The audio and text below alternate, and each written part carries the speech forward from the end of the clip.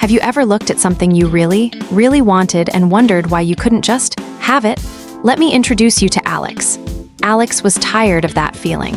He saw a world overflowing with amazing things, and he wanted them. But every time he was ready to buy, he faced the same frustrating reality. He couldn't get everything. Why? Why couldn't he have the sleek, noise-canceling headphones and the high-end espresso machine? He decided he was going to figure out the secret rules of money. And what he discovered didn't just get him a new gadget. It made him a hero for his entire town. Alex's journey kicked off in a store, with him staring at two incredible things: a pair of noise-canceling headphones and a fancy new espresso machine. He had just enough saved for one, but not both. This was the first and biggest rule in all of economics: scarcity. It's actually a pretty simple idea. We all have unlimited wants: better tech, nicer vacations, more great food. But the world has limited resources. There's only so much stuff, so much time, and so much money. Alex couldn't have both the headphones and the espresso machine. He had to make a choice. He thought long and hard about it. If he chose the headphones, he could finally focus on his commute and in his open-plan office. But if he got the espresso machine, he could enjoy cafe-quality coffee every morning and save money in the long run. By choosing one, he was giving up the chance to have the other. Economists have a name for this: opportunity cost. It's the thing you didn't choose. It's the delicious homemade lattes he couldn't have because he was enjoying a quiet commute. This was Alex's first big aha moment. Life is just full of choices like this. Every time you decide to spend your time or money on one thing, you're also choosing not to spend it on something else. This isn't just about gadgets, it's about everything. A town can build a new library, or it can build a new swimming pool. It probably can't do both at once. Understanding this was his first step on the path from zero to hero. So, Alex wanted to earn more money to try and beat this scarcity problem. He decided to open a lemonade stand. And that's how he stumbled upon the second secret rule of economics: supply and demand. He set up a little table on a scorching hot day. His lemonade was the only one on the street, which meant he had a low supply. Pretty soon, everyone was hot and thirsty, which meant there was high demand. People were lining up, more than happy to pay 50 cents for a cold drink. Alex was selling out as fast as he could pour. When demand is high and supply is low, prices tend to go up. But then, his friend Lily saw how much money he was making and opened her own lemonade stand right across the street. Just like that, the supply of lemonade on their street doubled. Now, thirsty customers had a choice. If Alex's price was too high, they could just walk over to Lily's. To keep his customers, Alex had to lower his price to 25 cents. Lily did the same. The price found a new balance. This is the magic of the market. A price isn't just some random number, it's a signal. It tells sellers what buyers want and how much of it is out there. High prices shout, "Make more of this," while low prices whisper, "We've got enough, maybe try selling something else." Alex was learning that competition was great for customers, even if it meant a little less profit for him. He wasn't just a guy selling drinks anymore. He was part of a real, living market. One afternoon, Alex was walking through town when he heard a loud crash. A baseball had just flown through the window of the local bakery. A crowd gathered. "What a shame," someone said. But then another man chimed in. "Well, look on the bright side. This is good for business. The baker has to pay the window repairman, the repairman will have more money to spend at the butcher shop, and so on. That broken window is creating jobs." The crowd nodded along, thinking it made sense.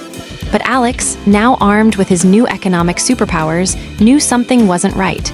This was the broken window fallacy. He stepped forward. "Excuse me," he said, "but you're only seeing what's right in front of you." He thought back to his own choice at the electronics store. "What are we not seeing?" Alex explained. "Yes, the baker has to spend his money on a new window. We can all see the repairman getting paid. But what was the baker going to do with that money? Maybe he was saving up for a new, bigger oven to bake more bread for everyone. Or maybe he was about to buy a new suit from the tailor." He went on, "Now, he can't buy that oven or that suit. So while the window guy gets a job, the oven maker or the tailor loses one. The town isn't any richer. In fact, it's a little poorer because it has one less oven or one less suit than it would have. We just traded something productive for a repair." Destruction doesn't create prosperity, it just shuffles money around. The crowd went quiet. Alex had shown them the unseen. This was the master key to economics, looking not just at the immediate effects on one group, but at the long-term effects on everyone. Alex's reputation as a money master started to get around. So when the town mayor announced a bold new plan, people were curious to hear Alex's take. The mayor was a kind man who just wanted to make everyone happy. His big idea? Make good bread affordable for everyone by passing a law that no artisan loaf could cost more than $1. He called it the Fair Bread Act. At first, it was a dream come true. People flooded the bakery with their dollar bills. But a huge problem popped up almost immediately. The baker explained it to Alex. I can't keep bread on the shelves. It costs me $2 in flour, yeast, and labor to make each loaf. If I can only sell them for $1, I lose money on every single one. I'm just not baking it anymore. Soon, all the bread was gone. The shelves were totally bare. The mayor's plan to make bread easy to get had actually made it impossible to get. This was Alex's next lesson, the danger of price controls. Alex explained it to the mayor using his lemonade stand. It's like if you told me I could only sell my lemonade for 5 cents on a hot day. I'd run out of lemons and sugar and couldn't afford to buy more. So I'd just pack up and go home. Then nobody gets any lemonade. Prices, Alex explained, aren't punishments, they're information. They make sure sellers have a reason to keep selling, and that stuff goes to the people who value it most. When you artificially force a price down, you don't just make things cheaper. You often make them disappear, creating shortages. The mayor, who only wanted to help, had accidentally hurt everyone by ignoring the unseen effects of his plan. He had broken the town's bread supply. Alex finally understood the simple, powerful rules that made the world of money tick. He got scarcity, supply and demand, the unseen costs of a broken window, and the mess that price controls can make. He didn't just see a town where people lived anymore. He saw a giant, buzzing, interconnected economy. He realized the empty bakery shelves and arguments over prices were all signs of the same issue. People were only looking at the short-term, visible results of their choices.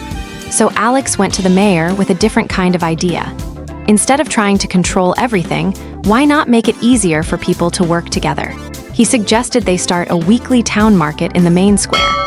This would let farmers sell their produce directly, bakers sell fresh bread, and even let people like him set up their own small stands.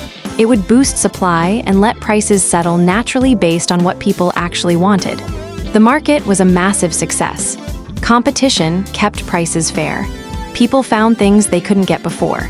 The baker, who never did get that new oven, was now saving up for it again. The tailor sold more suits. The whole town just felt more prosperous. Alex had used his knowledge not just to understand the world, but to make it a little bit better. He had learned that economics isn't about being greedy or just piling up cash. It's about understanding how people make choices and how to build a world where everyone has the best possible chance to succeed. Alex's journey began with a simple, frustrating question: why can't I have everything? By the end, he had his answer. It wasn't the one he expected, but it was so much more powerful. He learned that because things are scarce, we have to make choices. He learned that prices are like magic signals that guide supply and demand. And most importantly, he learned the one great lesson. To really be a money master, you have to look past what's right in front of your face. You have to see the unseen consequences and think about the long-term effects for everyone. Just like Alex, you now have the basic tools to be an economic hero in your own life. The world is full of broken window fallacies and well-meaning plans with unseen problems. But now, you know how to spot them. If you had fun following Alex's adventure and want to learn more about the simple rules that run our world, make sure to like this video and subscribe for more. What economic puzzles do you see in your own life? Let us all know in the comments below.